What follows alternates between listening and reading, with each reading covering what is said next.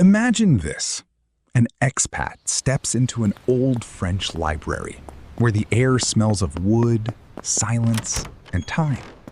He walks up to the bookshelves and takes a book with a golden title, Charente. He opens it, and from the very first page, he realizes this is not just a book. It's a journey, a story about a place that changes your rhythm of life, your way of seeing the world, and your relationship with simple things. The expat turns the page. On it, the first reason why Charente. He flips to the next, and each new page reveals another small secret of the region. The quiet of its villages, the kindness of its neighbors, endless fields, peaceful mornings, and that very simplicity that makes life feel deeper. Page after page, reason after reason, the book leads him forward, inviting him to experience Charente not through the eyes of a tourist, but through the heart of someone who has found a home here. And now, I invite you to open this book with me. Let's read it to the end, and maybe you'll see Charente the same way I did. Don't forget to subscribe and like.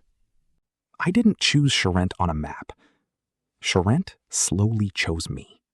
There is something about this region that doesn't shout, doesn't try to impress you, doesn't rush to prove anything.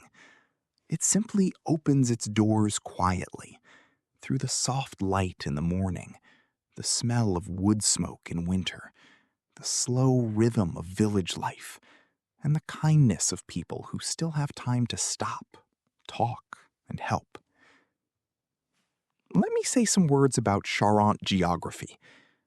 Charente sits in the southwest of France, in the region of Nouvelle-Aquitaine, halfway between the Atlantic coast and the rolling hills of the interior. It's the kind of place where landscapes don't shout, they exhale. The land. Mostly gentle hills, soft slopes, and wide open fields. No mountains, no dramatic cliffs, just a calm, rural rhythm. Vineyards stretch across the countryside, especially around Cognac and Jarnac. Wheat, sunflowers, and cornfields create those postcard-like yellow and green patterns. Rivers. The region is named after its main river, the Charente, which flows slowly, like it's on vacation. Smaller rivers, Vienne, Tardois, Bonnier, weave through villages, old mills, and stone bridges. Climate.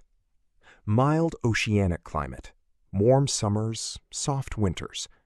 Close enough to the Atlantic to avoid extremes, far enough to avoid constant rain. Lots of sunshine. More than Paris, more than Brittany, less than Provence. Location advantages.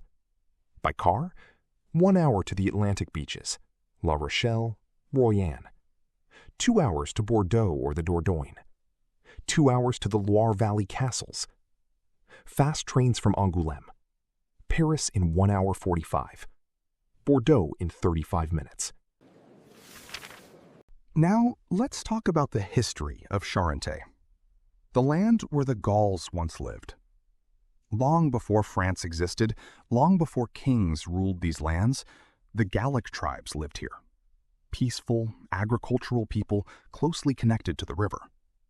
They built settlements on hills, left burial mounds behind, and would probably be amazed to see that 2,000 years later, their fields are still being cultivated. The Romans came and stayed. The Romans loved Charente. They enjoyed the mild climate, the fertile soil, and the river that allowed them to transport everything from wine to salt. They built roads, villas, and bathhouses. And even today, if you dig in the right place, you might find a piece of Roman roof tile. The Middle Ages. Castles, abbeys, stone villages. This era gave Charente its character. Romanesque churches, hilltop fortresses, abbeys where monks copied manuscripts, villages that have barely changed over centuries. Cognac, the drink that made the region famous. In the 17th century, Charente became the heart of cognac production. The river made it easy to ship barrels to England and the Netherlands, and the mild climate was perfect for aging the spirit. Small villages slowly turned into global brands. But behind every brand were ordinary people who spent generations growing grapes, distilling the spirit, and waiting patiently for the barrels to mature. The 19th century. Railways and paper mills. When industrialization arrived, Charente didn't become a loud, heavy industrial region. It chose its own path. Paper mills, water-powered mills, small-scale manufacturing. Everything remained at a scale that didn't destroy nature. The 20th century, wars, changes, but the rhythm stayed the same. Yes, wars reached this region too. Yes, villages emptied and young people left. But Charente preserved what mattered most: its calm, human rhythm. Charente isn't dramatic, it's comfortable. It's the geography of a place that lets you breathe. Wide skies, quiet roads, stone villages, and fields that change color with the seasons. It's France without the rush. At first, Charente seemed too slow to me, too quiet, too simple. After big cities and endless moves, I didn't know how to live in silence. It felt like if there was no noise around me, something must be wrong. But one morning, I woke up and realized silence is not emptiness. It is a space where you can finally hear yourself. Here, you don't just find a house. You find a rhythm, a sense of belonging, a gentle corner of the world where you can finally exhale. That's why I chose Charente. Or maybe that's why Charente chose me. If this video resonated with you, don't forget to subscribe and like. See you in the next episode.